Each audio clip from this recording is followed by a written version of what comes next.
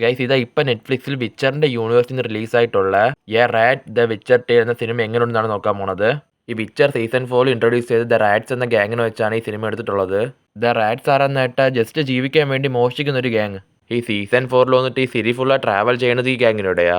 ഈ സിനിമയിലെ കഥ പോണത് ഈ വിച്ചർ സീസൺ 4 നടക്കുന്നതിന് 6 മാസം മുമ്പേ ഇവരൊരു മോഷണം നടത്തും. ഈ ചെറിയ ചെറിയ മോഷണമൊക്കെ ചെയ്ത് മടുത്ത് വലുതായിട്ടൊരു മോഷണം ചെയ്യാൻ വേണ്ടിയാണ് പോണത്. ആ മോഷണം അവരെങ്ങനെ നടത്തി എന്നാണ് ഈ സിനിമയിൽ കാണിക്കുന്നത്.